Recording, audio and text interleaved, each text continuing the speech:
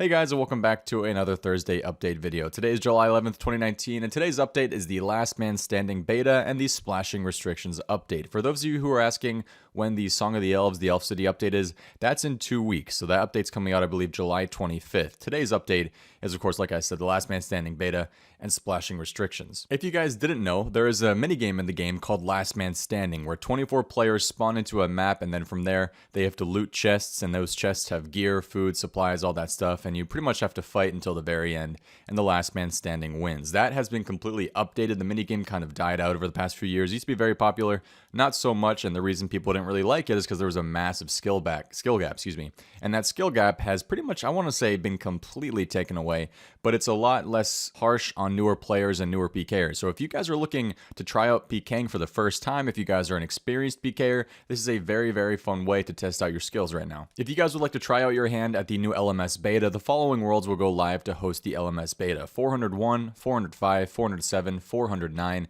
and 412. They are opening these 5 beta worlds that offer the Last Man Standing with the new changes. The beta will take place on a tournament/unrestricted world. Remember, this means that you won't have your regular save profiles, meaning anything done during the beta won't affect your main count in any way. For convenience, the player attack options will always be set to left click by default, and bear in mind that this also means you will need to set your F keys options each time you log into the beta. Additionally, any wins in the competitive mode during the beta will not affect your rank. So at the moment, everything is just a beta. It's all for practice and won't affect your account in any ways whatsoever. No ranks, no GP being gained. It truly is just for fun. With this new update, however, pretty much everything about the game mode has changed, aside from the map itself that you play on, which actually that might be changing too in the future, but we will see. Now, if you guys are not into PKing whatsoever, I wouldn't count this update out just yet, okay? This is a great way for people who don't PK but want to get into PKing, or for people who don't PK and just want to see where they stand at to practice out their skills at the moment, because one, you're going there with absolutely no risk whatsoever. You can enter the minigame, you're given a free set of gear, free food, all that stuff, and you can immediately practice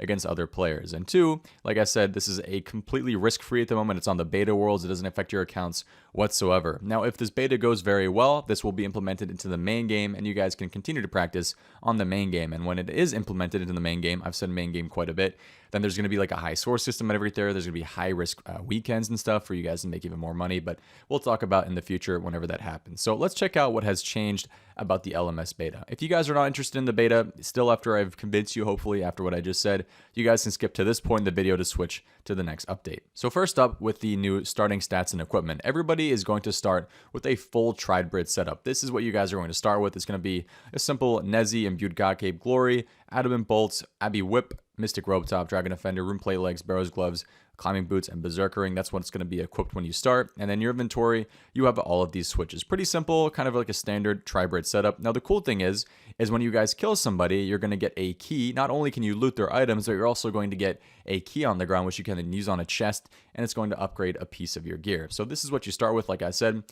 We have a looting system, which is everything you can use. You can use your key to get all these different items. We have offensive items, so when you guys use your key, there's a chance it rolls on the offensive loot table and once on the defensive loot table, and you can get upgrades like D-Claws, Armor God Sword. You have an Elder Maul, Kodai Wand, a Grazi Rapier. For your defensive items, you have Barrow's Armor, Bando's Tassets, Eternal Boots, a Blessed Spirit Shield, a Fury Amulet, lots of different stuff to choose from. If you are one of the final 5 survivors, they will receive a Bloodier Key, and these roll on the same defensive loot table as the standard Bloody Keys, but also roll on an upgraded version on the offensive loot table, which contains the following. You got some PvP armor here, Zuriel's Staff, PvP weapon, Zuriel's Staff, Morrigan's Javelins, Vesta's Longsword, and a Stat Warhammer. Now, one of the coolest updates with LMS is the fact that you can no longer smite in the game mode, and you have infinite prayer. So if you guys have never wanted to play the game mode because you hate worrying about your prayer, you hate getting smited, you no longer have to worry about that because there is infinite prayer, which means the only thing you really have to focus on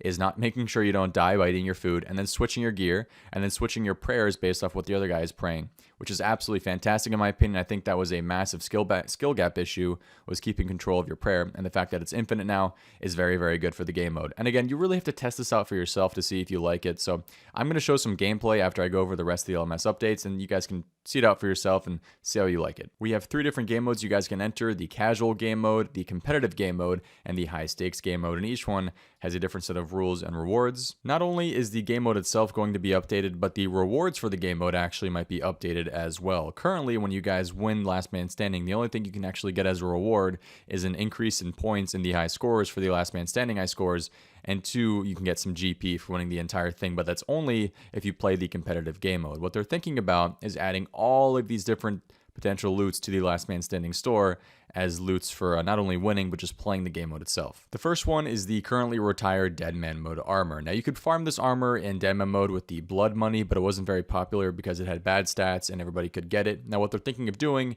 is bringing it over to the main game, except it's going to be completely cosmetic. Up next, we have the Trover Parchment. While in the wilderness under level 20, some untradeable items will break on death instead of being lost. Players can take these broken items to Purdue, who repairs them for free. In order to encourage use of these items in the deeper wilderness, we propose a consumable scroll that can be handed into Purdue. He would then use it to enchant one of these items. An enchanted item this way would not be lost on death above 20 wild. Instead, the item will lose its enchantment and be kept in its broken form, as if the player had died under level 20 wild. This will also occur for PVM deaths. In a PvP situation, 75% of the repair fee of the item will be dropped on the floor for the killer as coins. This is expected to widen the range of items used in the rest of the wild, because players will no longer have to go get these items again and possibly have to endure the grind again, like the Defender, Void, etc. You're more likely to see them appear. The cost of these scrolls are subject to balancing and testing. For the top 5 players in any competitive game on Last Man Standing, they like to offer an XP reward through a tome or token that can be redeemed and a combat skill of their choice. The XP rewarded will be 35 times the skill level. They'd like to add a games played and games won cosmetic cape, kind of similar to the ones for Chambers of Zarek and TOB.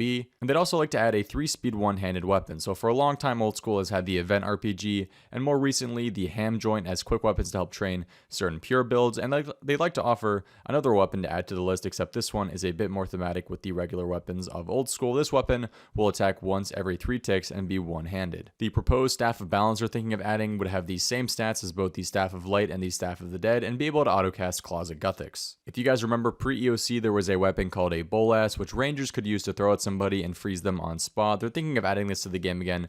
It would require 70 range to wield, and when this Bolas is thrown as an auto attack, it binds the players for around 10 seconds. It's possible to miss the bind, as with other attacks from a weapon. A thrown Bolas cannot be retrieved from the ground or by any Ava's device. The Staff of Paralysis is a one-handed staff which requires 70 magic to wield. The staff would hold up to 1,000 charges and require 3 nature, 4 earth, and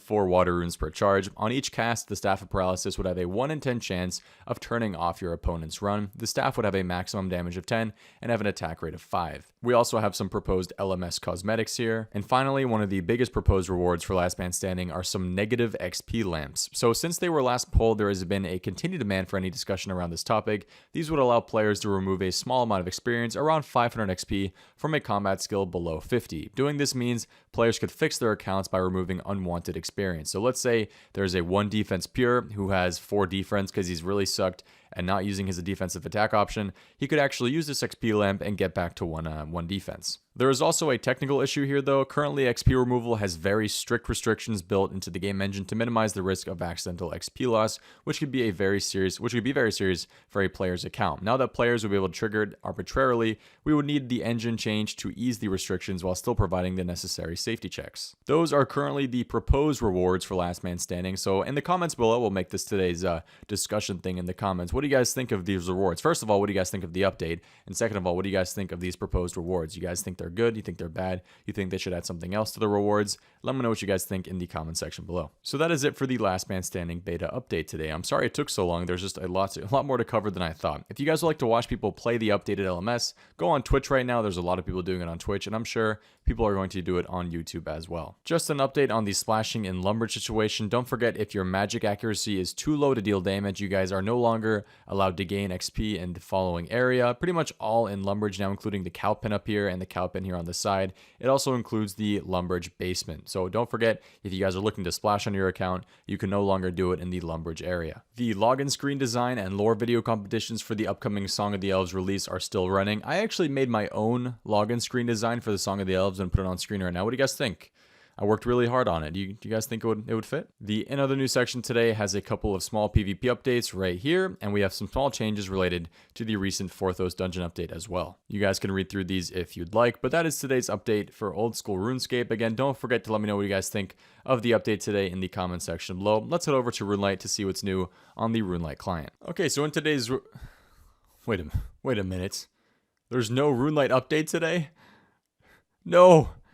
People come here just for the RuneLite updates in these videos. It's very sad. There's no RuneLite update. If you guys have ever wanted to know what happened in a previous RuneLite update, though, this page right here shows every single RuneLite update ever. Like, let's go all the way back here towards the end. What do we have?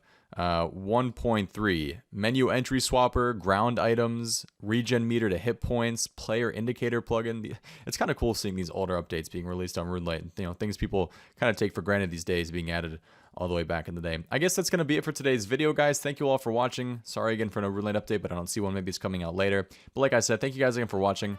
Hope you guys enjoyed the video. Thank you all for watching. Hope to see you next time. Have a good one, and peace. Wow.